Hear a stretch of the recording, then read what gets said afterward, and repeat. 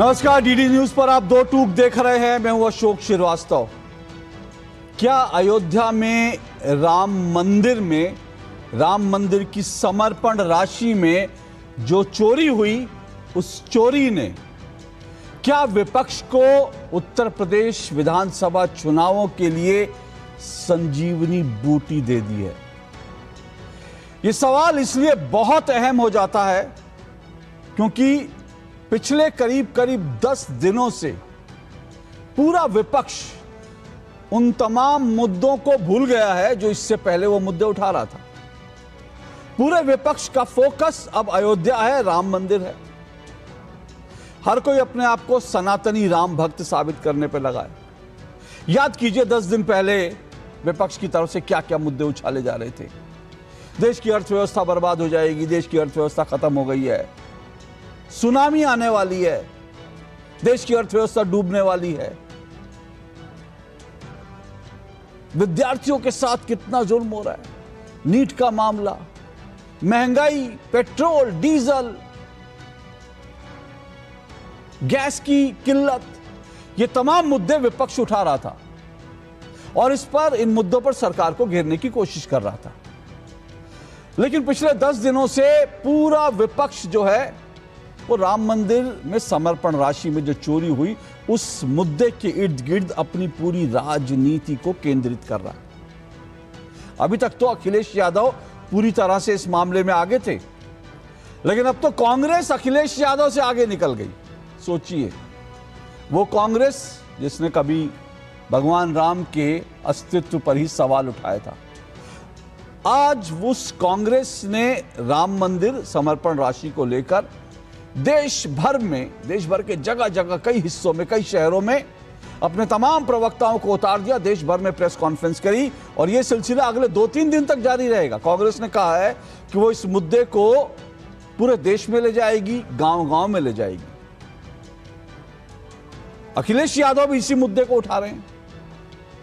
अब जाहिर सी बात है कि इस मुद्दे पर अखिलेश यादव और कांग्रेस, ऐसा लग रहा है, एक दूसरे से आगे बढ़ने की होड़ लगी है कि कैसे इस मुद्दे का ज्यादा से ज्यादा फायदा लिया जा सके। और यह इसलिए भी स्वाभाविक लग रहा है क्योंकि सच बात तो यह है कि उत्तर प्रदेश में योगी आदित्यनाथ के लिए आप कुछ भी कहिए, लेकिन योगी आदित्यनाथ के खिलाफ विपक्ष को मुद्दे जो हैं वो मिल नहीं पा रहे हैं। आप याद कीजिए कि उत्तर प्रदेश बीमारू राज्य, बिजली, पानी, सड़क पर कभी वहां चुनाव लड़ा जाता था, लेकिन आज उत्तर प्रदेश में पिछले 8 सालों में जो इकोनॉमी है उत्तर प्रदेश की, वो डबल डिजिट में, वो डबल हो चुकी है, दोहरी हो चुकी है। जो लोगों की आय थी उत्तर प्रदेश में, वो भी दोगुनी हो गई है। ऐसे में घेरना दरअसल मुख्यमंत्री को बड़ा मुश्किल हो गया और इसीलिए जैसे ही राम मंदिर का मुद्दा आया, पूरे विपक्ष ने इस मुद्दे को लपक लिया। और सिर्फ यह मुद्दा नहीं, बल्कि अगर मैं कहूं कि दूसरी तरफ अगर कानून व्यवस्था की बात, क्योंकि उत्तर प्रदेश के चुनाव अक्सर कानून व्यवस्था पर लड़े जाते थे, कानून व्यवस्था के मामले में भी जिस तरह का प्रदर्शन योगी आदित्यनाथ की सरकार का है, उसके चलते इस मुद्दे पर भी योगी आदित्यनाथ को घेरना विपक्ष के लिए मुश्किल हो रहा है। और इसीलिए ऐसा लग रहा है कि अब जैसे ही राम मंदिर समर्पण राशि का मामला आया, पूरे विपक्ष ने इस मुद्दे को लपक लिया। लेकिन इस मुद्दे में कैच भी है। जब आप अचानक से यह मुद्दा उठाने की कोशिश करते हो कि राम मंदिर समर्पण राशि में सनातनी बनने की कोशिश करते हो, तो योगी आदित्यनाथ और बीजेपी कांग्रेस को, समाजवादी पार्टी को उनका इतिहास याद दिलाने लगते हैं। अब यह दोधारी तलवार है विपक्ष के लिए। अगर विपक्ष इस मुद्दे पर खेलने की कोशिश करेगा तो बीजेपी बार बार उनको उनका इतिहास याद दिलाएगी। हिंदुओं के खिलाफ कैसे माहौल बनाया गया, क्या क्या बयान दिए गए, वो सब बीजेपी याद दिलाएगी, योगी आदित्यनाथ याद दिलाएंगे। तो इसलिए दोधारी तलवार है। इस मुद्दे पर बीजेपी को घेरने की कोशिश, क्या विपक्ष कामयाब हो पाएगा, या जिस तरह से इसी मुद्दे को लेकर के योगी आदित्यनाथ आक्रामक हैं और लगातार वो अखिलेश यादव को चुनौतियां दे रहे हैं। कभी कहते हैं कि कृष्ण जन्मभूमि का मुद्दा उठा लो अगर हिम्मत है तो, कभी कहते हैं कि वक्फ में जो चोरी हुई है वो मुद्दा उठा के दिखा दो अगर हिम्मत है तो। और आज तो उन्होंने एक और बड़ा मुद्दा उठा दिया। आज उन्होंने कहा कि हनुमानगढ़ी में यही समाजवादी पार्टी की जो सरकार थी उसने हनुमानगढ़ी के अंदर नमाज पढ़वाई। और अब योगी ने चुनौती दी है कि हिम्मत है कि जामा मस्जिद में आप हनुमान चालीसा करवा सकें। वो हिम्मत नहीं है, लेकिन हनुमानगढ़ी के अंदर भगवान राम की जन्मस्थली के अहाते में आपने वहां पर नमाज पढ़वा दी। तो इस तरह से तमाम चुनौतियां दे रहे हैं और विपक्ष इन चुनौतियों पर चुप हो जाता है। तो क्या ये दोधारी तलवार जो है, समर्पण राशि का मुद्दा जो है, क्या विपक्ष इस मुद्दे को उठा पाएगा, घेर पाएगा बीजेपी को, या ये जो है दरअसल उल्टा पड़ेगा विपक्ष को? आज इसी पर चर्चा करेंगे। 27 की लड़ाई, अयोध्या पर चढ़ाई, आज इसी पर चर्चा होगी। इससे पहले आगे बढ़े जरा सुन लीजिए कांग्रेस की प्रेस कॉन्फ्रेंस भी सुनवाता हूं, और योगी आदित्यनाथ जो आज फिर अयोध्या में थे कैसे गरजे वो भी सुनिए।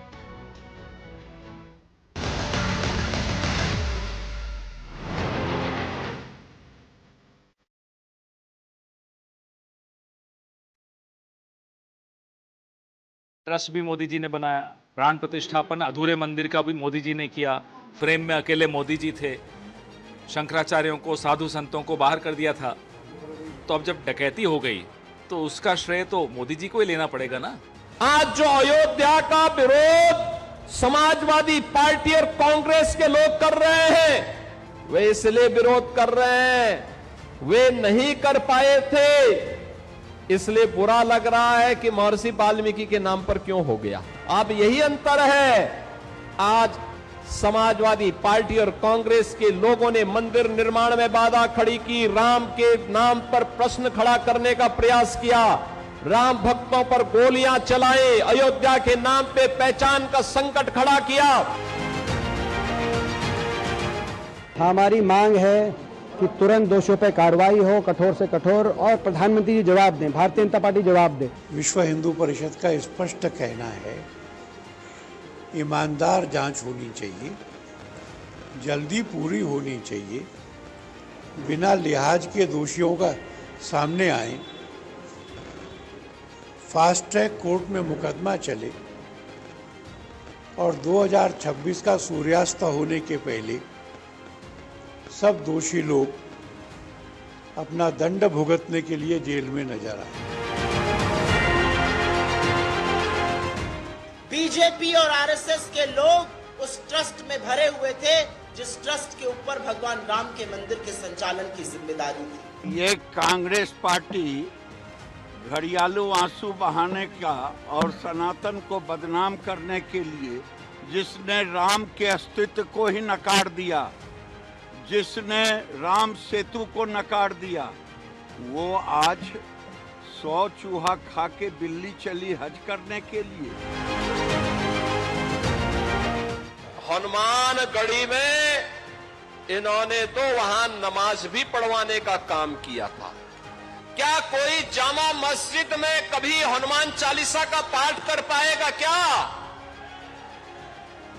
क्या सरकारें करवा पाएंगी? क्या समाजवादी पार्टी और कांग्रेस करवा पाएगी?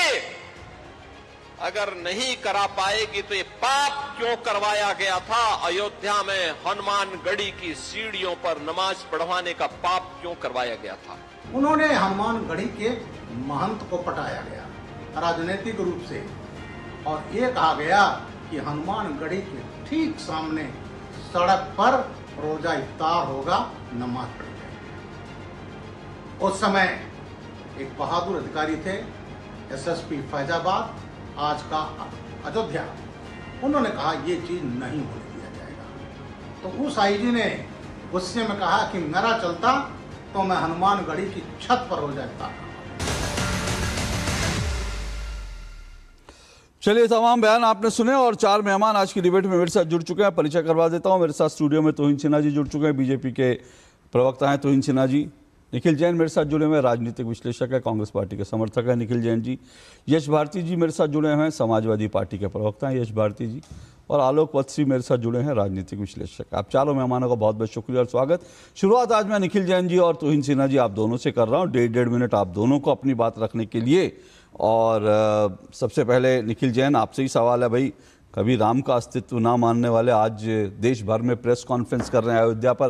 क्या कांग्रेस को भी लगता है कि अयोध्या मुद्दे से बार बार उठाने से, क्योंकि ये इसलिए है क्योंकि मैं अपनी बात दोहरा दूं, क्योंकि ये बात मैं कई बार कह चुका हूं कि चढ़ावा जो समर्पण राशि में चोरी हुई उस मामले को उठाने का अधिकार सबको है, उस मामले पर बात करने का अधिकार सबको है, लेकिन देश भर में प्रेस कॉन्फ्रेंस करके एकदम से राम भक्त हो रही है पार्टी, तो वो थोड़ा सा विचित्र लगता है। निखिल जी 1.5 मिनट आपके। अशोक जी माफ कीजिएगा, अशोक जी, कांग्रेस पार्टी हर उस मुद्दे को उठा रही है और उठाती आई है जो देश की जनता के लिए मैटर करता है, जो हिंदुओं के लिए, जो मुसलमानों के लिए, सिखों के लिए, जैनों के लिए, छात्रों के लिए, किसानों के लिए, गरीबों के लिए, पिछड़ों के लिए, वंचितों के लिए, दलितों के लिए मैटर करता है। आपको दिख रहा है कि कांग्रेस पार्टी खाली राम मंदिर की चंदा चोरी इशू पे प्रेस कॉन्फ्रेंस कर रही है। राम मंदिर कांग्रेस पार्टी तो नीट में जो पेपर लीक हो रहे हैं उस पर भी प्रोटेस्ट कर रही है। कांग्रेस पार्टी ने तो पूरा एक अभियान खोल रखा है छात्रों की गूंज। अभी थोड़े टाइम पहले हमने राहुल गांधी की कोटा में रैली देखी थी, अभी 17 जुलाई को देहरादून में रैली है। हर एक स्टेट कैपिटल में कांग्रेस के प्रवक्ता इसी प्रकार से प्रेस कॉन्फ्रेंसेस कर रहे हैं, बड़े नेता रैलियों में जा रहे हैं। यही दीपेंद्र हुड्डा जिनका आपने बयान चलाया था, उन्होंने वाटर कैनन से उन पे वार करा गया था वहां के लोकल प्रशासन से। कांग्रेस पार्टी तो उन मुद्दों पे भी सवाल उठा रही है।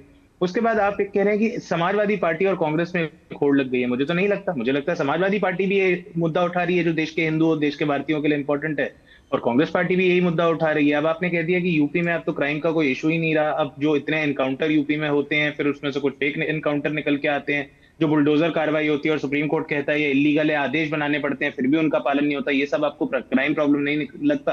मैं कुछ नहीं कह सकता। आपने उत्तर प्रदेश की इकोनॉमी की बात करी, उत्तर प्रदेश की इकोनॉमी तो सन 2000 में मुलायम जी की पहली बारी सरकार आई, फिर मायावती की आई, फिर अखिलेश जी की आई, तब से ही उनकी सरकार अच्छी चलती चली आई है। और आखिरी चीज आपने जब कही कि वो पार्टी जो राम के इतिहास में नहीं मानती, मैं ये क्लियर कर दूं, बहुत बारी पहले कर चुका हूं। 2007 में किसी ने एक पिटीशन फाइल करी सुप्रीम कोर्ट में कि राम जी का रामायण का आर्कियोलॉजिकल एविडेंस दिया जाए। एएसआई ने कहा कि हमारे पास आर्कियोलॉजिकल एविडेंस नहीं है। और भैया राम और हिंदुइज्म और रामायण तो ये हमारे आस्था का विषय है, ये कोई अब फर्जी आर्कियोलॉजिकल एविडेंस नहीं है तो आर्कियोलॉजिकल एविडेंस कोई प्रोड्यूस तो नहीं कर सकता। ये तो फर्ज आस्था का इशू। मेरा फेथ है कि भगवान राम से रामायण से 1.5 मिनट से ज्यादा हो गया, मैं रोका नहीं आपको, लेकिन मुझे एक अचानक से मन में एक सवाल उठा कि ये क्या उस समय कांग्रेस ने कहा था कि ये आर्कियोलॉजिकल विषय नहीं, आस्था का विषय है, आस्था की ये बात कही थी कांग्रेस ने? कांग्रेस ने तो कुछ कहा ही नहीं था, एएसआई का एफिडेविट था, आर्कियोलॉजिकल सर्वे ऑफ इंडिया ने बोला आपके बयान में आया सर, मैंने तो इसीलिए पूछ लिया आपसे, क्लैरिफाई कर लिया, क्योंकि मेरे दर्शक कंफ्यूज हो जाते हैं कि कांग्रेस ने ये कह दिया कि भगवान आस्था का विषय है, तो मैं इसलिए थोड़ा सा मेरे दर्शक कंफ्यूज हो जाते हैं। कांग्रेस ने नहीं कहा, वो निखिल जैन ने अपने मर्जी से जोड़ दिया, अभी वो अलग बात है, ठीक है, कांग्रेस ने नहीं कहा आस्था का विषय। मैं यही क्लैरिटी चाहता था, मैं यही चाह रहा था सर कि मैं दर्शकों को क्लियर कर दूं कि कांग्रेस ने कभी नहीं कहा कि भैया भगवान राम आस्था का विषय, लेकिन वो कह रहे हैं कि भाई आर्कियोलॉजिकल वो नहीं था, इसलिए हमने कहा। और भाई ये मुद्दा एएसआई सर कांग्रेस ने नहीं कहा ना, एएसआई ने कहा। आप तो एक जिम्मेदार पत्रकार हैं तो तथ्य सही रखते हैं। एएसआई ने एफिडेविट दिया, कांग्रेस पार्टी, सोनिया गांधी, राहुल गांधी। एएसआई संसद में गई थी, कोर्ट में पिटीशन फाइल हुई तो एएसआई ने एविडेंस दिया था।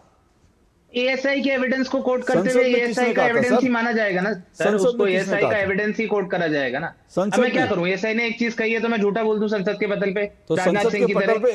ये क्लैरिफिकेशन भी देनी जरूरी है। थोड़े दिन पहले आपने गलत जानकारी दे दी थी अपने दर्शकों को। 10-10, 15-15 प्रेस कॉन्फ्रेंस कर ली, अब पूरी फुटेज मेरे प्रोग्राम में भी निखिल जैन दिखाएंगे तो कैसे चलेगा? तो इनसे ना रिस्पॉन्ड। मोदी जी सारे टीवी को नमस्ते अशोक जी, सबको नमस्ते। देखिए, कांग्रेस पार्टी को ऐसे संवेदनशील गंभीर धार्मिक विषय पर बोलने का कोई अधिकार नहीं है। बहुत जिम्मेदारी से, बहुत विनम्रता से कह रहा हूं। क्यों? देखिए, राहुल गांधी 3 हफ्ते से गायब है। वो गायब हों, वो उनकी समस्या है, वो तो गायब होते रहते हैं, लेकिन जहां भी गायब हैं, क्या वो ऐसी स्थिति में है, ऐसी जगह पर है कि पिछले 3 हफ्ते में एक बयान, एक वीडियो बाइट राम मंदिर जैसे गंभीर विषय पर इशू नहीं कर पाए? हमने देखा है किस तरह से एमपी बनने के बाद भागे भागे काबुल गए थे बाबर के मकबरे में माथा टेकने। 1100 किलोमीटर की दूरी है दिल्ली से काबुल तक, लेकिन रायबरेली से अयोध्या जो मात्र 120 किलोमीटर की दूरी है और आज की सड़कों में 100 मिनट भी नहीं लगेंगे, नहीं जा पाए। वो भी ठीक है, आस्था नहीं है राहुल गांधी के अंदर ना जाए, अमित शाह लेकिन गए। बाद में उन्होंने इसी प्राण प्रतिष्ठा को नाच गाना तक कहा था। तो ऐसे लोग ऐसे विषय से दूर रहें तो अच्छा है। अन्यथा अगर ये ढोंग करेंगे, जनता में जाके मगरमच्छी आंसू बहाएंगे, तो जनता और क्रोधित और आक्रोशित होगी। जनता को लगेगा कि जिन लोगों ने उनकी आस्था को ठेस पहुंचाया है, आज वही जो है मगरमच्छी आंसू बहा रहे हैं। तो मत करिए निखिल जी ऐसा काम, जनता और आक्रोशित होगी और दोबारा आपको सजा देगी। वैसे भी पिछले यूपी चुनाव में 389 सीट्स में आप लोग डिपॉजिट हारे थे, इस बार शायद 400 सीट में हारेंगे। लेकिन तो इनसे ना, एक मिनट रुके रहे निखिल, तो इनसे ना सवाल यह है कि भाई अगर राम मंदिर के समर्पण राशि में चोरी हुई है तो कांग्रेस इस देश की प्रमुख विपक्षी पार्टी है, उसको इस बात का अधिकार है कि वो ये मुद्दा जनता के बीच ले जाए। और अल्टीमेटली सरकार आपकी है, सरकार कोर्ट के आदेश पे भले ही ट्रस्ट बना, लेकिन सरकार ने उस ट्रस्ट को पूरा स्वरूप दिया, तो कांग्रेस को इस बात का अधिकार है कि वो जनता के बीच ये तमाम सवाल लेकर जाए। जनता, एक विपक्षी पार्टी को होना चाहिए अधिकार, लेकिन कांग्रेस की जो हरकतें रही हैं, जो विधर्मी आचरण रहा है, उसके बाद जनता इनको सीरियसली नहीं लेगी। तो इनकी भलाई के लिए कह रहा हूं कि जनता को और आक्रोशित मत करिए। देखिए, राहुल गांधी 2023 में जून के महीने में अमेरिका गए थे, वहां पर उन्होंने कहा था कि IUML इज परफेक्टली सेक्युलर। उसके एक महीने बाद IUML के एक छात्र संगठन ने केरल में, मैं डिस्ट्रिक्ट का नाम भूल रहा हूं, लेकिन एक जुलूस निकाला था जिसमें कहा था कि हिंदुओं को मंदिरों के बाहर टांग कर मारा जाएगा। जब राहुल गांधी से कमेंट मारा गया, उन्होंने कहा मुझे नहीं पता इस बयान के बारे में, आज भी वो पब्लिक डोमेन में वो मौजूद है। तो इस प्रकार की जब विधर्मी आचरण रही है कांग्रेस पार्टी को, तो अब मगरमच्छी आंसू बहाने में कोई फायदा नहीं है। जहां तक हमारा प्रश्न है, देखिए हम तो बार बार कह रहे हैं कि ये जो पूरा प्रकरण हुआ है वो हमें शर्मसार करता है, और भविष्य में ये हमारी जिम्मेदारी है कि कुछ ऐसे व्यवस्थागत, कुछ ऐसे प्रणालीगत सुधार हो जिससे कि मंदिर के डोनेशन में दोबारा इस तरह की जो समस्या आई है, इस तरह की जो अनियमितताएं आई है, कभी ना आए। ओके निखिल, मैं आपसे जवाब ले रहा हूँ, रुकिए एक मिनट। आपने शुरू में अपने ओपनिंग रिमार्क में कहा, मैं आपको रोकना नहीं चाहता था, आपने कहा हिंदू मुस्लिम जैन सबके मुद्दे हम लोग उठाते हैं, सबकी बात करते हैं। तो मैं ढूंढ रहा था वक्फ में जब चोरी हुई, जब लगातार चोरी हो रही थी वक्फ की ज़मीनों में, या फिर 3 तलाक पर जब मुस्लिम महिलाएं जो हैं वो संघर्ष कर रही थी, तब कांग्रेस क्यों नहीं बोली? तब 3 तलाक में मुस्लिम महिलाओं के पक्ष में क्यों नहीं बोली? वक्फ में जब चोरी हो रही थी तो उसके खिलाफ क्यों नहीं बोली कांग्रेस? अशोक जी, मैं विषयांतर नहीं करना चाहता कि मैं यहाँ पर अब बैठ के स्टेटमेंट ढूंढूं कि कांग्रेस के किस नेता ने ट्रिपल तलाक पे सुप्रीम कोर्ट की जजमेंट का समर्थन करा था। आप बोलेंगे तो डिबेट के एंड तक मैं आपको वो स्टेटमेंट्स भी दे दूंगा। रही बात वक्फ में चोरी की, कांग्रेस पार्टी के नेताओं ने इस पे भी सवाल उठाए हैं, और मैं सबको फिर से याद दिला दूं, वक्फ बोर्ड में जब चोरी होती है तो वो चोरी कोई हिंदू या मुसलमान नहीं कर रहा, वो चोरी एक ऐसे प्रतिनिधि कर रहे हैं जिनको वहां की राज्य की सरकार ने बिठाया है। तो अगर यूपी वक्फ में चोरी होती है, बीजेपी वाले कर रहे हैं, कर्नाटका वक्फ में चोरी होती है, कांग्रेस वाले कर रहे हैं, ये मैं क्लियर कर दूं, ये हिंदू मुसलमान का इशू नहीं है जिस बाइनरी में डाला जाता है। उसके बाद राम मंदिर, भगवान श्री राम के मंदिर में चंदे में, प्रॉपर्टीज में इतना गमन करा गया, चोरी करा गया, एसआईटी ने रिपोर्ट में ये कह दिया, लेकिन हमारी रूलिंग पार्टी के राष्ट्रीय प्रवक्ता तुहिन सिन्हा आपके शो पे से क्या बोलते हैं? समस्याएं आ गई, अनियमितताएं हो गई। माशाल्लाह, आप एक बारी ये नहीं बोल सकते चोरी हुई है, आप ये नहीं बोल सकते कि जिन्होंने गलत करा है वो जेल की सलाखों के पीछे जाएंगे, आप इतना तो कह नहीं पाएंगे। अगर एक बारी मैं उनका नाम पूछूंगा, पहले आप नाम नहीं बता पाएंगे, बताएंगे तो बड़े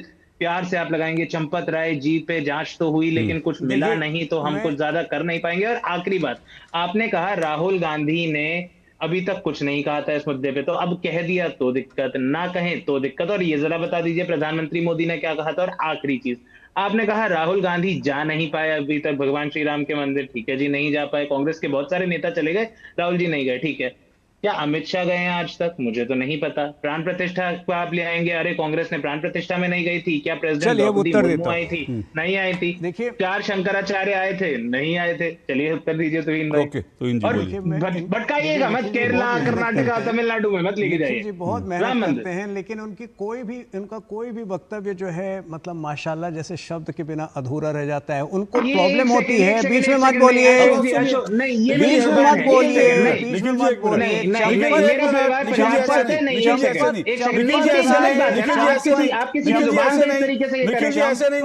मुझे आपका माइक बंद करवाना पड़ेगा, मुझे माइक सुनिए ना, Communal आपने tone। बोला, आपने 10 लगातार सेकंड की बोला, बात। कोई वो आपकी बीच में personal नहीं remark। बोला। अब आप personal remark। लगातार बोलेंगे, ऐसा नहीं होगा ना, एक प्लीज। दिन मैंने किसी डिबेट में चंपत राय जी कह दी, अरे हमारा संस्कार है, हम तो जी कहते हैं बुजुर्गों का, जिस दिन वो दोषी पाए जाएंगे सबसे पहले हम डिसोन करेंगे। वो अभी भी बाहर हैं ट्रस्ट से, ये लोग जो कह रहे थे, लेकिन इनको प्रॉब्लम हुई। एक मिनट आप आगे बढ़े, उससे पहले मुझे लगता है चंपत राय जी को चंपत राय जी बोल देने में किसी को आपत्ति नहीं होनी चाहिए। एक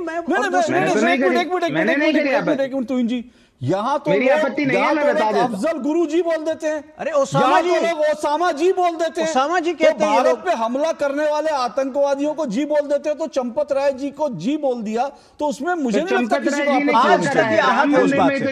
दूसरी बात, ये जो बेसिक इनका जो निखिल जी, प्लीज। बेसिक जो बहस का प्रेमाइस था, क्या था कि कांग्रेस पार्टी सारे विषय उठाती है, छात्रों के भी विषय उठाती है। मैं तो यहीं पर इनसे सहमत नहीं हूं। कोई विषय आप लोग ढंग से नहीं उठा पाते हैं। राहुल गांधी को 3 रैली, उनकी रैलीज जो है 10 तारीख से शुरू हो रही थी, 3 रैलीज उनकी कैंसिल हुई है, स्टूडेंट रैलीज, क्योंकि 3 हफ्ते से राहुल गांधी का कोई अता पता नहीं है। केवल और केवल हर जगह आकर आप लोग जो है स्टूडेंट्स को कभी एक्सप्लॉइट करते हैं, कभी श्रद्धालुओं को एक्सप्लॉइट करते हैं। कहां है राहुल गांधी? ना तो राम मंदिर पर बयान दे पाते हैं, ना स्टूडेंट्स के विषय पर वापस आ पाते हैं समय पर। 17 तारीख को पहली रैली होगी, 3 रैली कैंसिल हुई है राहुल गांधी को, आप किसी का विषय नहीं उठा पाते, आप लोग ढोंगी हैं। ओके, मैं एक मिनट इससे आगे बढ़ूं, एक मिनट।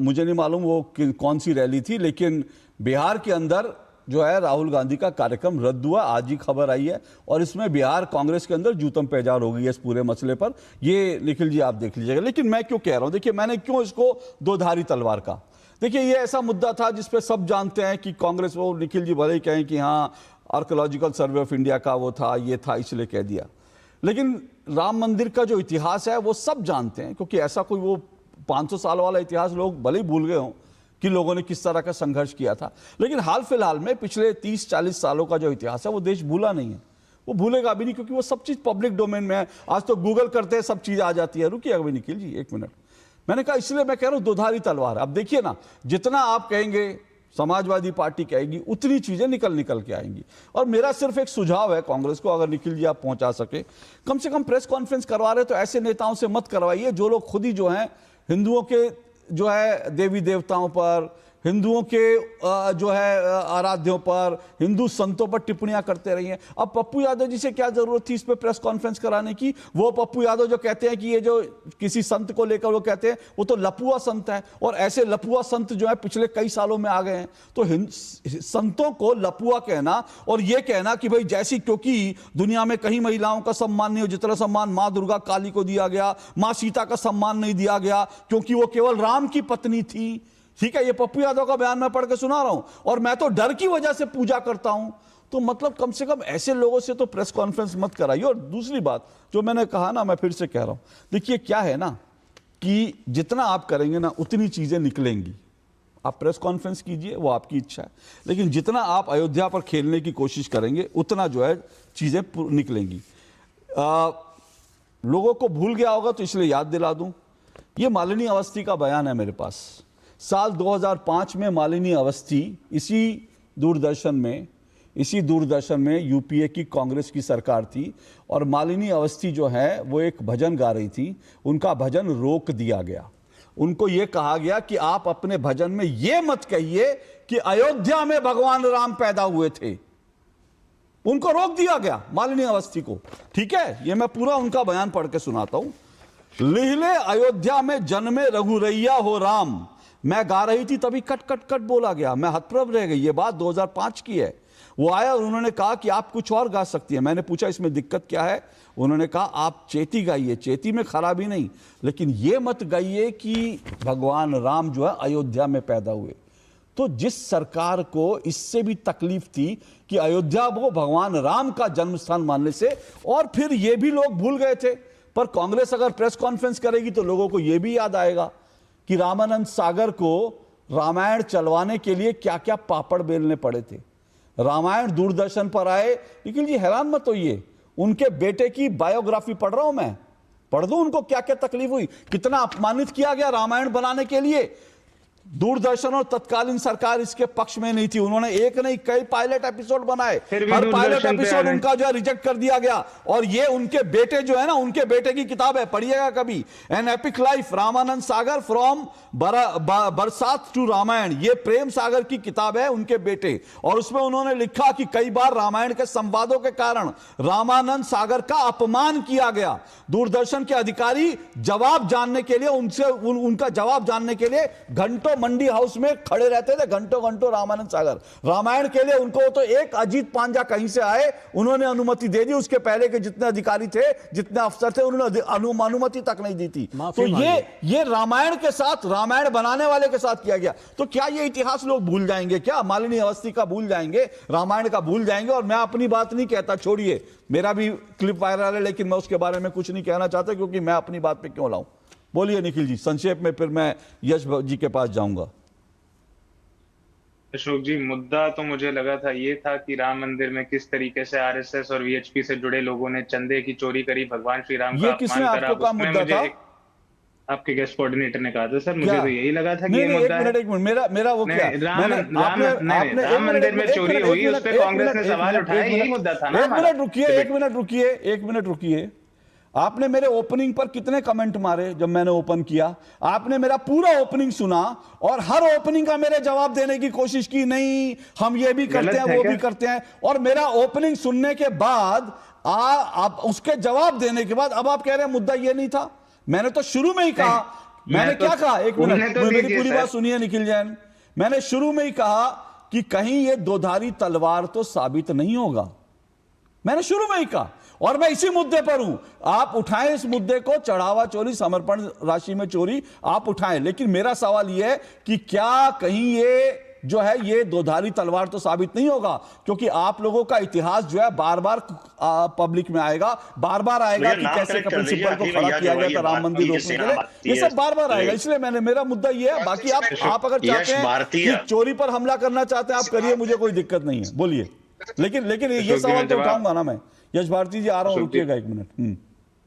अशोक जी, मेरा सिंपल सा मुद्दा ये था कि राम मंदिर में सन 2020 से लेके 2026 में बहुत आरोप लगे हैं कि किस तरीके से पैसों का गमन करा है आरएसएस से और वीएचपी से जुड़े हुए लोगों ने।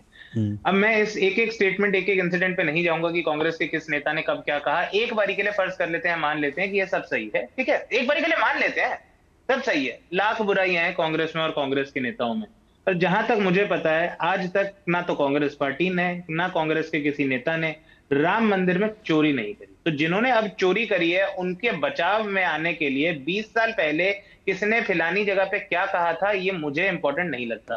दूसरी बात एक रही तुहीन ने जो मेरे एक शब्दावली पे आपत्ति जाहिर करी कि इन्होंने देखो माशाल्लाह जैसे शब्द के बिना ये नहीं बोल सकते। अब यही इनकी दिक्कत है। मेरी फैमिली पंजाब से आती, बचपन से इंशाल्लाह माशाल्लाह ये चीजें हमने बोली हैं। हम मुसलमान नहीं है लेकिन हमने बोली है, क्योंकि हम जहां से आते हैं वहां की यही बोली। अब तुहीन को ये भारतीयों की, हिंदुओं की, जैनियों की ये बोलियों में आपकी बोली पे मुझे कोई टिप्पणी नहीं करनी है, वो आप दोनों के बीच का मामला है। लेकिन आपने अभी जो बोला उस पर मुझे एक टिप्पणी करनी है, फिर मैं यश भारती जी के पास जाऊंगा।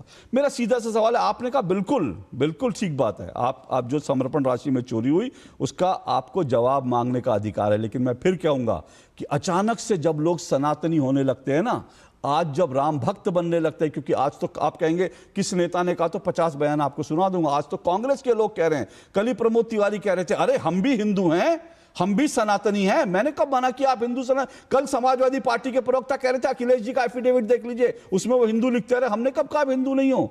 लेकिन अगर हिंदू होते, अगर हिंदू आप हैं, हिंदू हैं, तो जब कांग्रेस के नेता ने कहा था कि हिंदू शब्द का मतलब होता है गंदा, तब थोड़ा दर्द दिखा देते।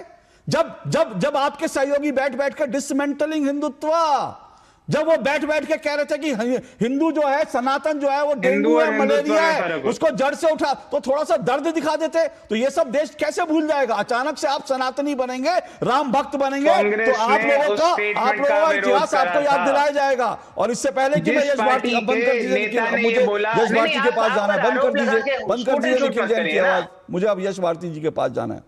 और ये बहुत पुराना इतिहास छोड़िए, आपको नया इतिहास बता देता हूं। 23 मई 2025 कर्नाटक रामनगर का नाम बदल दिया। ये राम भक्त है। नहीं, आप मतलब एक चीज मतलब बताइए ना, कर्नाटक आपको में कहाँ जाना कर्नाटक में रामनगर जिले का नाम बेंगलुरु दक्षिण कर दिया गया। मतलब ओहो। आपको रामनगर बताओ, से इतनी कितना परेशानी, गलत हो गया? अगर कर्नाटक में रामनगर था तो इतनी परेशानी कि उसका नाम दक्षिण बेंगलुरु कर दिया। अरे अगर बेंगलुरु शहर एक बदलने है, पे कोई उत्तर चीज- बेंगलुरु, दक्षिण बेंगलुरु, रामनगर जिले का नाम बदल के, जबकि वहां पर विपक्ष ने कहा यह ऐतिहासिक नाम है, इसको नहीं बदला जाना चाहिए 2025। तो आप लोग राम भक्त बनेंगे तो हम ये सवाल भी ना पूछेंगे आपसे? बिल्कुल पूछेंगे, ये पूछने का हमको शहर अधिकार बड़ा हो गया, है। यश शहर भारती के जी के नाम पे पास जिले का आवाज नाम ना डाउन, रखा आवाज जाए। डाउन, ठीक है, आवाज अशोक। डाउन। बहुत यश बढ़िया। भारती जी के पास, यश भारती जी के पास, यश भारती जी, जाहिर सी बात है, फिर से मैं दोहरा रहा हूँ, अखिलेश जी ने और बाकी लोगों ने जो समर्पण राशि में जो गड़बड़ी हुई उसको उठा रहे हैं, उठाने का पूरा अधिकार है, उठानी भी चाहिए, और उसके कारण अगर परिवर्तन हो रहा है, कुछ हो रहा है, तो वो भी अच्छी बात है। अब तो मामला कोर्ट में भी पहुंच गया, सुप्रीम कोर्ट भी इस मामले की सुनवाई, बहुत अच्छी बात है। लेकिन सवाल तो फिर ये उठता है ना कि आज आप लोग अयोध्या के इर्द गिर्द अपनी पूरी चुनावी व्यूह रचना कर रहे हैं, लेकिन इसी अयोध्या में, इसी राम जन्मभूमि हनुमानगढ़ी में नमाज आप लोग पढ़वा रहे थे, तो आप लोगों की नीयत पर बार बार मुख्यमंत्री सवाल उठा रहे हैं, और जब मुख्यमंत्री सवाल उठा रहे हैं उसका जवाब नहीं आ रहा आप लोगों की तरफ से। बोलिए यश भारती जी, यश भारती जी। अशोक जी, आप बड़े जिला पत्रकार हैं, दूरदर्शन की पेशकारी चैनल। भाई यश जी की आवाज गड़बड़ आ रही है, यश जी की आवाज गड़बड़ आ रही है, ठीक करिए यश भारती जी। अभी आवाज ठीक है? बोलिए बोलिए बोलिए, चेक करते हैं। मुझे लगता है आप वरिष्ठ पत्रकार हैं और दूरदर्शन से पूरे देश में आवाज आती है, सर्वाधिक जाती है, बाकी सब लेकिन आप है तो सब शहर शहर तक आपकी आवाज है। भाई ये क्या दिक्कत है? मेरी टेक्निकल टीम जरा मेरी मदद करेगी यश भारती जी की आवाज ठीक करने में? मेरी टेक्निकल टीम जरा कर सकती है? एक बड़ी पार्टी के, उत्तर प्रदेश की इतनी बड़ी पार्टी के प्रवक्ता जुड़े हैं, हम उनको सुन नहीं पा रहे हैं, क्या मदद कर सकती है मेरी टेक्निकल टीम उनको सुनने में? बोलिए एक बार फिर बोलिए यश भारती जी। मेरी आवाज आ रही है आपको ठीक? नहीं यश भारती जी, नहीं यश भारती जी, मैं कोशिश करता हूं अपनी टेक्निकल टीम को बोलता हूं जरा आपको दोबारा एक बार फिर से जोड़ें, क्योंकि आपकी साउंड में प्रॉब्लम है। मैं आता हूं, लेकिन उससे पहले मैं आलोक वत्स जी आपके पास आता हूं। आलोक वत्स जी, क्या आपको लगता है ये दो तरफा तैयार वो दुधारू तलवार तो नहीं है? क्योंकि जितना आप उठाएंगे उतना, देखिए अखिलेश यादव जी को अब तक 3 बड़ी चुनौती दे चुके हैं योगी आदित्यनाथ। वो बार बार अयोध्या आज गए, 3 बड़ी, वो कहते हैं श्री कृष्ण जन्मभूमि को मुक्त करा लो, चलो आगे बढ़ो, हम साथ खड़े हैं, अगर राम मंदिर चूक गया श्री कृष्ण जन्मभूमि। फिर उन्होंने कहा कि वक्फ के चोरी में क्यों नहीं बोले आप। फिर उन्होंने आज जो कहा कि अगर हिम्मत है तो जिस तरह से हनुमानगढ़ी में नमाज पढ़वाई, जामा मस्जिद, तो 3 बड़ी चुनौती दे चुके हैं और सामने से जवाब नहीं आता, क्योंकि वो जिस तरह से दहाड़ रहे हैं वो अपने आप में एक अलग तरह की राजनीति हो रही है। देखिए अशोक जी, अगर एक लाइन में कहूं तो डैमेज हैज बीन डन। जो राम मंदिर में चोरी हुई है ये गांव-गांव तक बात पहुंची है, और कौन से लोग इस चोरी में शामिल है वो भी प्रदर्शित हो चुका है। अभी भी लोगों के मन में ये बात पैठ कर गई है कि जिन लोगों को पकड़ा गया है वो बहुत छोटी मछलियां हैं, इनमें बड़ी बड़ी मछलियों का पकड़ा जाना अवश्यम भावी है, जरूरी है, लेकिन उनके ऊपर लिपापोती हो जाएगी। ये गांव तक में ये बात लोगों के जहन में जा चुकी है। और रही बात, आजकल एक नया कहानी बन रहा है कि जो अयोध्या नहीं गया वो सनातनी नहीं है, वो राम का भक्त नहीं है। ये कहां से आ गया? बहुत से लोग हैं जो मंदिर नहीं जाते हैं, लेकिन बहुत बड़े मतलब सनातनी हैं। और जिन लोग, और अगर ऐसी चीजों को मुद्दा में नहीं उछाला जाएगा तो किन चीजों को उछाला जाएगा? विपक्ष अगर इसके ऊपर हंगामा खड़ा कर रहा है तो स्वाभाविक है। आपने देखा कि छोटी छोटी चीजें बदल देती हैं बड़े बड़े चीजों को। याद होगा आपको, दिल्ली में प्याज पर बदल गई थी सरकार। बिल्कुल। तो ये तो उससे बहुत बड़ा मुद्दा है। और दूसरी चीज, आप एक चीज देखिए कि रूलिंग पार्टी में जितने बड़े नेता हैं एक्सेप्ट योगी, किसी ने इस पर आवाज नहीं उठाई है और किसी ने एक शब्द नहीं बोला है। अकेले योगी जी इस बैटल को लड़ रहे हैं। ये भी लोगों के मन में एक कौतूहल पैदा कर रहा है कि why has he been left alone to fight the battle. अकेले उनको क्यों लड़ाई लड़ने के लिए छोड़ दिया गया है? जवाब तो देना होगा। और रही बात, तो मैं आपको दावे के साथ कह सकता हूं, मैं बिहार के सुदूर गांव से आता हूं और मैं वहां के रग रग से वाकिफ हूं, राजनीतिक परिवार से भी जुड़ा हूं, इसलिए मुझे सारी चीजें मालूम है। बिहार में जितने मंदिर हैं, छोटे बड़े, जितने मदरसा और वो क्या होता है उनका एक मजार हैं, सबके चढ़ावे में चोरी होती है 100%। कोई सबका हिसाब किताब नहीं है, जिसको जहां से मिल रहा है हाथ मार रहा है।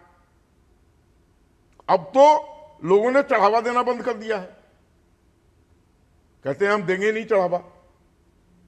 तो इन चीजों का जवाब तो देना होगा, और वो भी इतने लंबे समय से ये काम हो, किसको मालूम कब से ये काम हो रहा था। आज लोगों ने उसमें दिखाया है कि बगैर पॉकेट का कपड़ा पहन के जाएंगे। मैं बहुत चोरों को जानता हूं जो अंडरवियर में रख लेता है चोरी का सामान। उसको कैसे रोकेंगे आप? अगर मिली भगत है तो कुछ भी कर सकते हैं। नहीं, इसमें दो पक्ष हैं। मैं आपकी बात का एक तो ये कि देश में ऐसे कई मंदिर हैं जो जहां पर बड़े पारदर्शी तरीके से सब कुछ होता है, ठीक है, उंगली पर गिने हुए होंगे। हाँ, मतलब बड़े कई ऐसे मंदिर हैं, बड़े मंदिर हैं, और उन मंदिरों में जो है उन मंदिरों की व्यवस्था से बहुत कुछ सीखा जा सकता है, ठीक है, एक बात। दूसरी बात, आपने कहा कि भाई ये गांव-गांव तक पहुंच, बिल्कुल जाहिर सी बात है, विषय है, गांव-गांव तक पहुंचेगा, लोग इसकी चर्चा करेंगे। लेकिन मैं वही कह रहा हूं, क्या आज ये चौपाल का चाय पे, नहीं, भूरे पे यही चर्चा हो रही है। मैं यही कह रहा हूं आलोक जी, सवाल ये है कि भाई गांव-गांव तक मुद्दा पहुंचा, लेकिन क्या ये अगर चुनावी मुद्दा बना तो लोग जो है, क्योंकि मंदिर में जो लोग जुड़े थे उन्होंने समर्पण राशि में चोरी की, क्या ये सोच करके लोग जाएंगे और क्या उन पार्टियों को वोट दे देंगे जो हिंदुओं को खत्म करने की बात करती थी, जो लोग कहते थे कि सनातन डेंगू है, एड्स है, मलेरिया है, उसका समूल नाश कर देना चाहिए? क्या उन लोगों को जाकर वोट दे दे इतनी जल्दी लोग शिफ्ट हो जाएंगे? मैं नहीं समझता हूं इसका वोट पर कोई बहुत ज्यादा असर होगा। लेकिन हाँ, जो लोग ये कहते थे हम उनको लाएंगे जो रामलला को लाए हैं, ये भाषा अब नहीं चलेगी। ठीक, ये भाषा अब नहीं चलेगी, और जो इस बात को बोलेगा वो हुट आउट होगा। ओके, यश भारती जी की शायद मुझे जानकारी दी कि उनकी आवाज़ ठीक करवा लेगी। जी यश भारती जी, मेरा सवाल ये था कि भाई योगी जी रोज़ जो हैं चुनौतियां दे रहे हैं, कह रहे हैं कि श्री कृष्ण जन्मभूमि की मुक्ति पर कर लीजिए, आइए आगे बढ़िए। वो कह रहे हैं वक्फ के भ्रष्टाचार पर नहीं बोलते। वो कह रहे हैं कि भाई आपने हनुमानगढ़ी में जो है नमाज पढ़वा दी थी। देखिए, मेरी बड़ी जिज्ञासा हुई अशोक जी, आप वरिष्ठ पत्रकार हैं, दूरदर्शन गांव-गांव तक जाता है, फ्री टू एयर है, बाकी सब तो पेड है, लेकिन आप लोग फ्री है तो सब तक पहुंचते हैं और बुलंद आवाज पहुंचती है। तो मैं बड़ा जब आपको सुन रहा था तो मुझे सरकार का पक्ष कहीं नजर नहीं आया, जो गलतियां हुई उसका कहीं पक्ष नजर नहीं आया। दूसरी बड़ी बात कि राजनीतिक विश्लेषक जो होते हैं, हम उनका विश्लेषण सुनते हैं, चाहे वो हमारे खिलाफ हो चाहे हमारे समर्थन में, चाहे सत्ता के खिलाफ हो चाहे सत्ताधारी दल के समर्थन में, लेकिन राजनीतिक विश्लेषक को विपक्ष के रूप में अभी आपने दिखाया, पक्ष में भाजपा प्रवक्ता थे और राजनीतिक विश्लेषक को विपक्ष के रूप में दिखाई दे रहे थे। वही आलोक वर्ष जी को मैं देख रहा हूं तो आलोक वर्ष जी क्योंकि भारतीय जनता पार्टी से जुड़े भी हैं, वो भी राजनीतिक विश्लेषक है। तो इस पद की गरिमा के साथ क्या हम डिबेट कर पा रहे? हालांकि निजी तौर पर मैं आलोक वर्ष जी को जब भी टीवी डिबेट में देखता हूं तो वो जब राजनीतिक विश्लेषक के रूप में होते तो बड़े ईमानदार होते, इस बात की उनकी तारीफ है, भले वो हमारा किसी बात पे विरोध करें तो अपने पद के साथ ईमानदारी रखते हैं, एक अलग बात हो गई। दूसरा, अब आपने जो सवाल पूछा उस पर आए, योगी आदित्यनाथ जी बार बार इस तरह की बातें अच्छा, एक मिनट आप आगे बढ़े, क्योंकि एक मिनट यश भारती जी एक मिनट आप आगे बढ़े, उससे पहले मैं जो आपने कहा उसको क्लियर कर दूं। देखिए, ऐसा है कि निखिल जैन कांग्रेस से जुड़े हैं, लेकिन कांग्रेस के वो कोई आधिकारिक नेता नहीं है।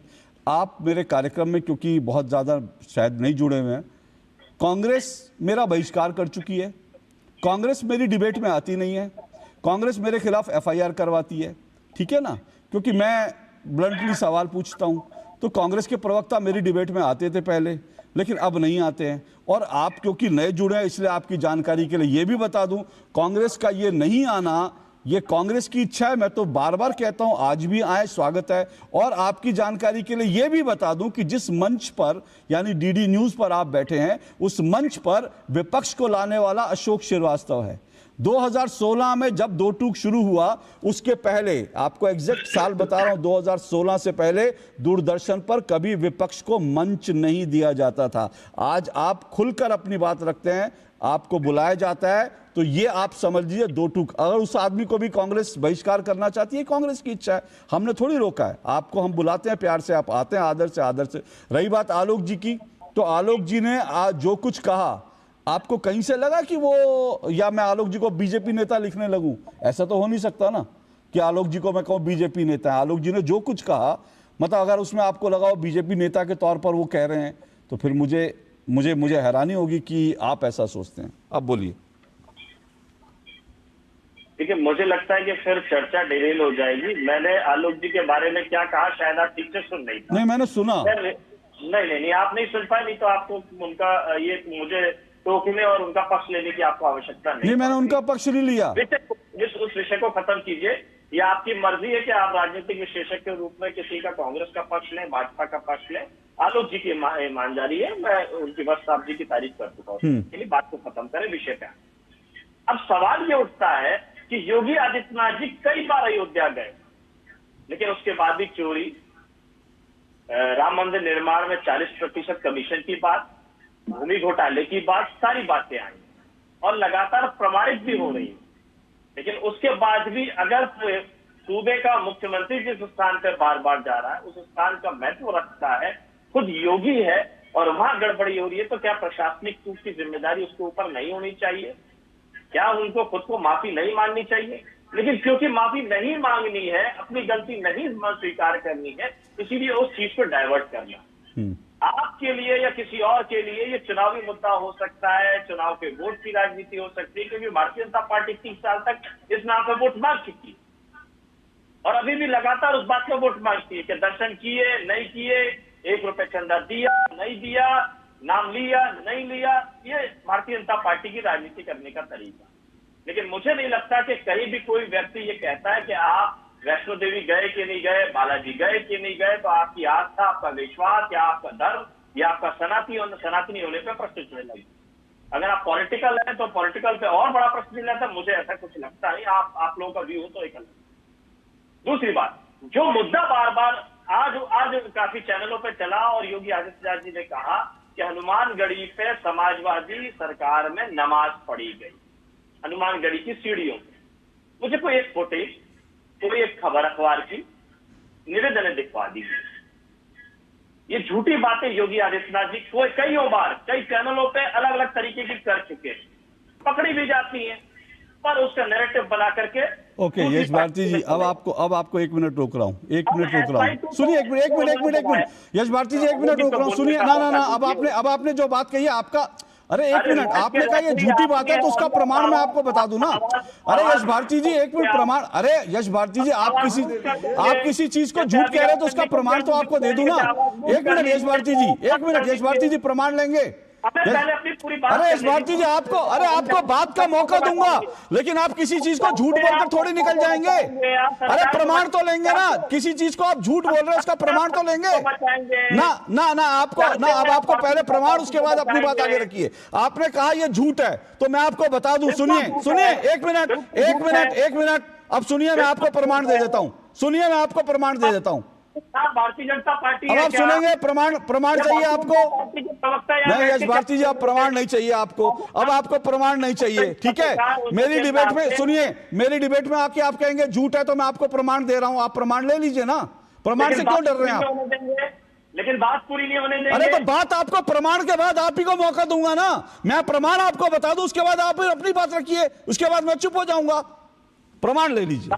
अभी यश भारती जी ने कहा, 1 मिनट, अब मैं प्रमाण दे रहा हूं, अब शांत हो जाइए, मैं प्रमाण दे रहा हूं। अभी यश भारती जी ने कहा ये झूठ है, योगी जी बार बार कहते हैं। यश भारती जी, क्योंकि किसी चैनल पर एक परंपरा होती है कि भाई हम दूसरे चैनल को कोई नाम नहीं लेता, लेकिन मैं आज आपको प्रमाण देने के लिए अभी रात को 9 बजे मेरे शो में आप 10 बजे जुड़े, रात को 9 बजे आज तक का ब्लैक एंड व्हाइट प्रोग्राम आप देखिएगा, ठीक है? आज का अभी YouTube पे मिल जाएगा, और नहीं तो मैं आपके नंबर पे भेज दूंगा। उसके विजुअल्स दिखाए गए हैं, जो वहां पर नमाज पढ़ी गई उसके बाकायदा विजुअल्स दिखाए गए हैं, और 1 साल नहीं 2 साल हुआ वहां पर, 2 साल लगातार नमाज पढ़वाई गई है। तीसरे साल कोर्ट ने उसको रोक लगा दी। आप जाइएगा आज तक देखिए, और उन दृश्यों में एक और दृश्य था जो मुझे लगता है देश को देखना चाहिए। जब वहां नमाज पढ़वाई जा रही थी, वहां पीछे हिंदू देवी देवताओं की तस्वीरें लगी थी, और हिंदू देवी देवताओं की उन तस्वीरों को नमाज पढ़ते समय चादरों से ढक दिया गया कि यहां पे नमाज पढ़ी जा रही है तो हिंदू देवी देवताओं के चित्र नहीं नजर आने चाहिए, उनकी तस्वीरों को ढक दिया गया। वो विजुअल भी आप जाएंगे, आपको आज तक की पूरी रिपोर्ट मिल जाएगी। अब आप अपनी बात करिए, लेकिन जब आप किसी चीज को झूठ कहें तो पहले उसका थोड़ा सत्यापन कर लिया करिए। बोलिए अपनी बात, आगे बोलिए। मैं अशोक जी आगे से ध्यान रखूंगा कि डिबेट पर जब डीडी न्यूज पे आऊं और अशोक जी के साथ बात करूं तो मैं सबसे पहले कोई दूसरे चैनल देख के आया करूं। मैं डीडी न्यूज मत देखिए दूसरा चैनल, मत देखिए, लेकिन चीजें फैक्ट्स अपने करेक्ट कर लीजिए सर, रिसर्च करके आया करिए, बस इतना कहना है। बोलिए। आप बोलने नहीं देंगे, मुझे लगा अभी आप कोई फुटेज और कोई वीडियो दिखा देंगे तो अच्छा रहेगा। मैं आज तक का वीडियो नहीं दिखा सकता ना, मैंने आपको दे दिया। मैं आपको इस डिबेट के बाद उसका लिंक भेज देता हूं। मैं सिर्फ ये कह रहा हूं कि प्रवक्ताओं को रिसर्च करके आना चाहिए, दैट्स इट। सर नोटबंदी पे एक मिनट उनकी बात पूरी हो जाए, नहीं तो फिर वो कहेंगे मुझे बोलने का मौका नहीं दिया। बोलिए बोलिए। नोटबंदी पे हमने भी देखा था 2000 के नोट पे चिप निकल रही थी, और अभी पाकिस्तान के साथ युद्ध हो रहा था, बहुत सारे चैनल दिखा रहे थे। अब उनको मैं प्रमाणित होकर मान करके यहाँ बात करने लगूं तो बहुत अच्छी बात है। हमने देखा है कि साबरमती किनारे पे जाकर के जब मोदी जी किसी को नहलाने धुलाने ले जाते थे, जिनको लाल आंखें दिखा रहे थे, उनके लिए वही गांधीनगर गुजरात में मंदिरों पर ढक दिया गया। तो वो फुटेज खैर आप नहीं दिखाएंगे, कोई बात नहीं है, सरकारी चैनल है, सरकारी कुछ दायित्व है, आपके पास जिम्मेदारी है, तो आप तो सीमाओं में बंधे हुए। सवाल उठता है ये कि जो चोरी हुई है उसका एसआईटी बनाई गई, एसआईटी का प्रमुख जो है उस पर 430 का मुकदमा, धोखाधड़ी का, जालसाजी का मुकदमा चल रहा है। जिसको चंपत राय की जगह, जिसको जी बोल रहे हैं चंपत राय जी की जगह दूसरे बजरंग लाल जी को लाया गया। वो बजरंग लाल जी 10 महीने पहले नौकरी से टर्मिनेट कर दिए गए, क्योंकि उन पर करोड़ों रुपए की जालसाजी के और घोटाले के आरोप से सीबीआई जांच हुई, सीबीसी की जांच हुई, और उनको माना गया कि वो घोटालेबाज है। ये जो एसआईटी के प्रमुख है, जो एसआईटी है, दो बार न्यायालय में इनके खात्मा लगा कि भाई इनका मुकदमा हटा दिया जाए सरकार की तरफ से, लेकिन न्यायालय ने माना नहीं, वापस भेज दिया कि नहीं मुकदमा चलेगा। तो ऐसी एसआईटी, ऐसे बदलाव ट्रस्ट के अंदर, और इस पे ये साफ नजर आता है कि घोटाले को छुपाने के लिए ओके अब तो इंजी रिस्पॉन्ड करेंगे। एक ओके ना, मैंने आपको बिल्कुल नहीं रोका यश भारती जी, मैंने आपको बिल्कुल नहीं रोका, आपको पूरा समय दिया, और मुझे लगता है अब तक सबसे ज्यादा समय आपको दिया। लेकिन इससे पहले कि मैं आगे बढ़ूं, क्योंकि आपने कुछ ऐसी टिप्पणियां की जो अनावश्यक थी। देखिए टिप्पणियां हमको भी बहुत आती है, हम भी जर्नलिस्ट हैं बहुत सामने से। मैं भी आज चाहूं तो मैं आपको यह बता सकता हूं कि कब आतंकवादियों को 25-25 लाख के चेक आप लोग भिजवाते थे, और कब मंदिरों में जब हमले हुए थे, मंदिरों में जब बम ब्लास्ट हुए थे, तो उनको आपकी सरकारों ने अभयदान दिया था, और कोर्ट को कहना पड़ा था कि भैया इस तरह से इनको क्या पद्मश्री दोगे? आतंकवादियों को छोड़ने वाले मुझे ना सिखाएं प्लीज। आपको बीजेपी से सवाल करना, आप सवाल कीजिए, लेकिन आतंकवादियों को छोड़ने वाले मेरी डिबेट में बैठ के मुझे ना सिखाएं कि आपने ये नहीं दिखाया, वो नहीं दिखाया। नहीं तो मैं दिखा सब कुछ सकता हूं, मैं ये भी दिखा सकता हूं कब हमले हुए मंदिरों पर, और कब आप लोगों ने आतंकवादियों को छोड़ा। लेकिन मेरा आज का विषय नहीं है भारती जी, इसलिए रिसर्च करके मेरी डिबेट में आया करिए, ये बहुत अच्छा है। किसी भी चीज को कह देना झूठ है, और जब उसके बाद आपको सच बता दे तो ये कहना कि आप ये भी दिखा दीजिए, वो मैं बहुत कुछ दिखा सकता हूं, मेरे पास बहुत कुछ कच्चा चिट्ठा है आपकी सरकारों का, लेकिन मैं उस डिबेट में जाना नहीं चाहता हूं। बोलिए, आपने उनके साथ अब बंद कर दीजिए आवाज, नहीं बंद कीजिए आवाज, बहुत हो गया। अब इनको तकलीफ होगी ना, जब दूसरों पे टिप्पणी करते हैं तो टिप्पणी सुनने की भी हिम्मत रखा करिए। बोलिए। कमेंट किया है कि सनातन ही समाजवाद है। कल का उनका कमेंट है, सनातन ही समाजवाद है। देखिए, जो लोग, ये ऐसे लोग हैं जिनकी हरकतों से ऐसा लगने लगा था कि शरियावाद ही समाजवाद है, आज ये कह रहे हैं कि सनातन ही समाजवाद है। तो कितना बेचैन है ये लोग, और ये प्रभु की लीला है। तो जो लोग कह रहे हैं कि हमें नुकसान होगा, देखिए हम तो शर्मसार हैं।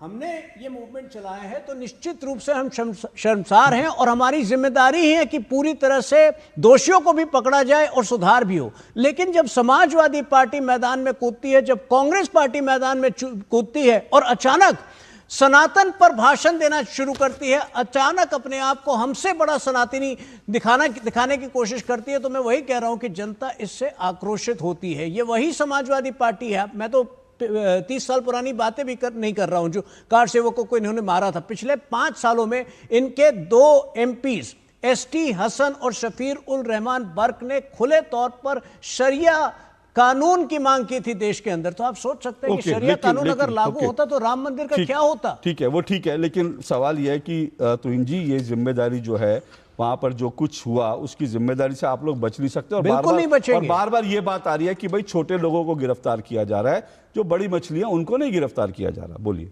देखिए, एसआईटी अपना काम कर रही है। एसआईटी का मेरे ख्याल से अवधि इस वक्त जो है 2-3 दिन में समाप्त होगी। मैं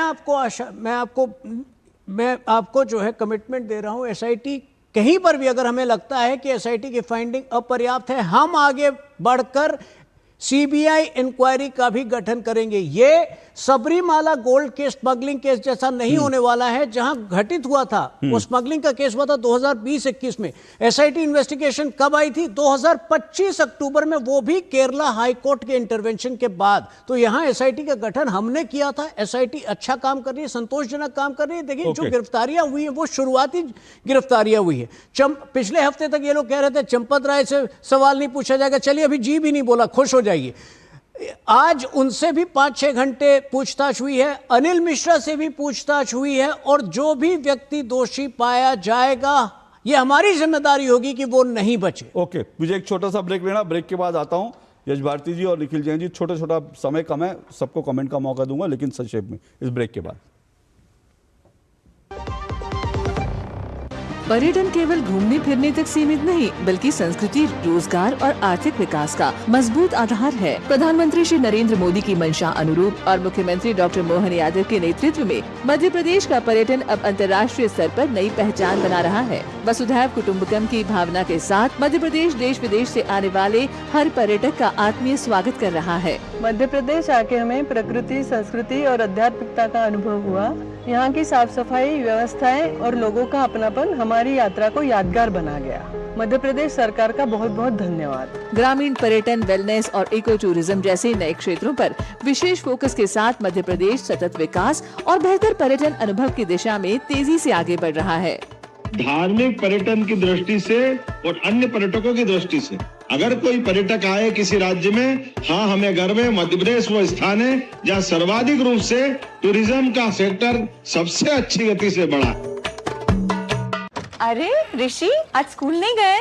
3 महीने से फीस नहीं भर पाई तो निकाल दिया स्कूल ने। कहीं आपके बाद आपके बच्चों के सपने न टूट जाए, आज ही लीजिए पॉलिसी बाजार ऐप पर 1 करोड़ का टर्म इंश्योरेंस सिर्फ 410 रुपए महीने से शुरू। व्यक्तिगत जानकारी के लिए ऑनलाइन अनुरोधों से रहें सावधान। कुछ भी जानकारी देने से पहले जरूर सोचें। कोई भी वैधानिक कंपनी फोन या इंटरनेट पर आपसे निजी जानकारी कभी भी नहीं मांगती, इसलिए ऐसे कॉल या ईमेल आने पर अपनी जानकारी देने से पहले समझदारी दिखाएं और सावधानी बरतें।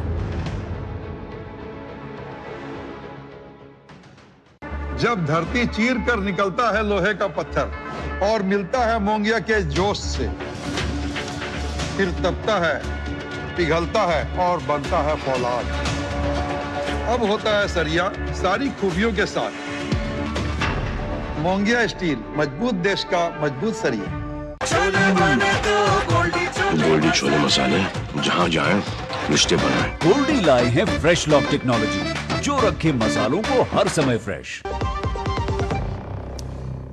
चलिए, 2 टूक आप देख रहे हैं, बहुत जल्दी समय कम है, लेकिन निखिल जी ने मुझे खबर भेजी है और निखिल जी जो है वो बचाव में आए समाजवादी पार्टी के, और लेकिन उन्होंने प्रमाण दिया मुझे कि अयोध्या में हनुमानगढ़ी में जो है वो वहां पर नमाज पढ़ी गई थी, रोजा इफ्तार हुई थी। लेकिन निखिल जी, आपने आधी अधूरी जानकारी भेजी है। ये जो महंत जो है ज्ञानदास जी है ना, ये अखिलेश, ये दो वहां पर जो है गुट बने हुए थे। एक महंत जो थे वो वीएचपी वाले, वो कह रहे थे कि यहां पर रोजा इफ्तार नहीं होना चाहिए, वो वीएचपी के साथ कोर्ट में गए। और ये जो महंत ज्ञानदास हैं, ये अखिलेश यादव समाजवादी पार्टी के साथ जुड़े हुए थे और इन्होंने वहां रोजा इफ्तार। तो पूरी खबर निकाल कर आएंगे तो मुझे लगता है आप ज्यादा ज्ञानवर्धन कर पाएंगे। बोलिए अब जल्दी से। हाँ, ऑल इंडिया अखाड़ा परिषद के अध्यक्ष महंत ज्ञानदास, जो हनुमानगढ़ी मंदिर के 52 बीघे की जमीन कितने में रिपीट रहते करवाएंगे? थे। मैंने तो पढ़ दी खबर। एक सेकंड मैंने पढ़ दी, मैंने पढ़ दी खबर। वो अखिलेश यादव जी को और मुलायम सिंह यादव जी के लिए खड़े थे वहां। वो वहां कहते थे कि वीएचपी को यहां नहीं आना चाहिए, और वो अखिलेश यादव जी को वहां बुलाते थे। वो समाजवादी पार्टी से जुड़े हुए थे, जरा आप चेक कर लीजिए। अशोक जी, इसको ना इंग्लिश में हम कहते हैं स्टीलिंग द थंडर। मैंने आपको पहले रिपोर्ट भेज दी, आपने मेरी जगह मेरा कथन ही करके आपने बोल दिया। एक बार मुझे अपनी बात बोलने तो दीजिए। अरे सुनिए ना, आप विषयांतर कर रहे हैं। मैं कह रहा हूं कि इसकी मैं पूरी रिसर्च करके बैठा हूं, महंत ज्ञानदास भी और वो दूसरे महंत भी जो कोर्ट गए थे, मैं पूरा, और कोर्ट ने कहा था कि ये नहीं होना चाहिए। और क्या महंत ज्ञानदास को यह अधिकार था कि वहां पर जो है वहां पे ढक दी जाए देवी देवताओं की प्रतिमाएं? बोलिए, विषय पर। देखिए, आपने जिस चैनल का जिक्र करा, मैं उसका नाम नहीं लूंगा, लेकिन ये वही चैनल है जिसने 2016 में अब चैनल पे ऑडिटेड। अब चैनल पे सवाल उठाएंगे, बोलने तो दीजिए, देखिए लिमिटेड समय, बोलने तो दीजिए। जिस चैनल पे आपने सवाल उठाया वो चैनल कोर्ट में माफी मांग चुका है एडिटेड और फर्जी वीडियो चलाने के लिए। और मैं इतना भी बता दूं, उन्हीं महंत ज्ञानदास ने, एक बारी बोलने दीजिएगा, उन्हीं महंत ज्ञानदास ने मंदिर से 300 मीटर दूर एक मस्जिद में हनुमान चालीसा का पाठ कराया था। जो इफ्तारी कर रहे थे मुसलमानों को बुला के मंदिर के प्रीसिंक्ट्स में, मंदिर की प्रेमिस में, कैंपस में, वही महंत जाके एक मस्जिद में मेरे पास समय कम है, मेरे पास 1 मिनट, मेरे पास समय कम है। ओके, मेरे पास समय कम है। निखिल 1 मिनट, मेरे पास समय कम है। 1 मिनट भाई, बंद कीजिए, ऐसे चिल्ला चिल्ली मुझे नहीं करनी भाई, बंद कर दीजिए आवाज।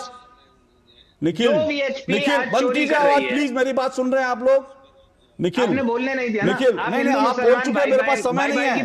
10:59 हो रहे हैं। सुनिए, आपको अभी मैं महंत धर्मदास जी का बाइट भी भेज देता हूं, और ये सुनिए कि किसी चैनल के ऊपर 1 मिनट, बहुत सारी फेक न्यूज तो आपके प्रवक्ता रोज फैलाते हैं, वो रोज डिलीट करते हैं। तो क्या इसका मतलब है कि उन प्रवक्ताओं की क्रेडिबिलिटी बिल्कुल खत्म हो चुकी है? आप किसी चैनल ने एक बार किसी चीज के लिए माफी मांगी थी तो उसकी रिपोर्ट पर ही आप उंगली उठाएंगे। अब आप प्रेस पे उंगली उठाएंगे, मीडिया पे उंगली उठाएंगे। यही आप लोगों की दिक्कत है। अभी आपको यह बाइट भी भेज देता हूं, सुन लीजिएगा।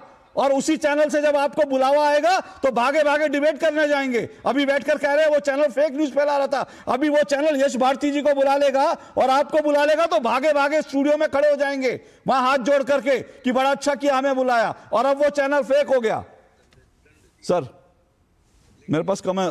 आलोक जी बहुत संक्षेप में। देखिए, जिस तरीके का ये सारा एपिसोड लोग उठा रहे हैं, जनमानस पर कोई असर नहीं पड़ेगा वोट के मामले में, लेकिन हाँ, चोरी के मामले में जरूर लोग ये जानना चाहेंगे कि कितनी चोरी हुई है और किस किस ने की है, ऊपर से लेकर नीचे तक।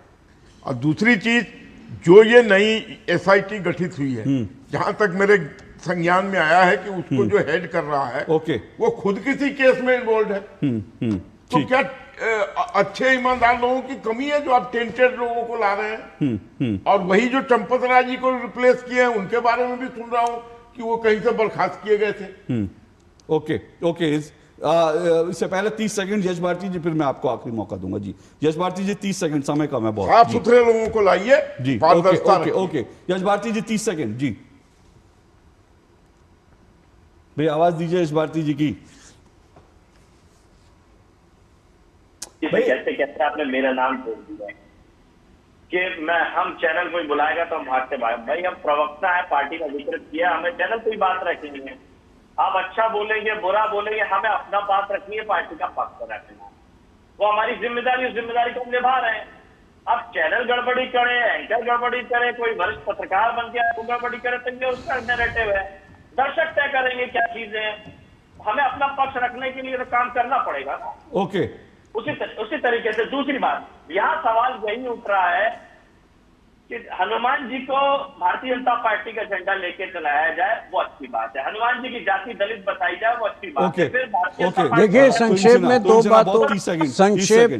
दो बातों का आश्वासन दूंगा मैं, कोई भी दोषी नहीं बचने वाला है। दूसरा, हमारा आग्रह है ट्रस्ट से भी, और हम देखेंगे, हम तय करें, हम ये सुनिश्चित करेंगे कि व्यवस्थागत, नीतिगत, प्रणालीगत सुधार हो, जिससे कि यह शर्मसार स्थिति दोबारा कभी उत्पन्न ना हो और श्रद्धालुओं को कभी ठेस ना पहुंचे। ओके, चलिए, समय कम है, लेकिन मैंने निखिल जी को वीडियो भेज दिया। और दूसरा, कांग्रेस समाजवादी पार्टी के एक प्रवक्ता का अभी एक फेक जो है ट्वीट मेरे सामने है।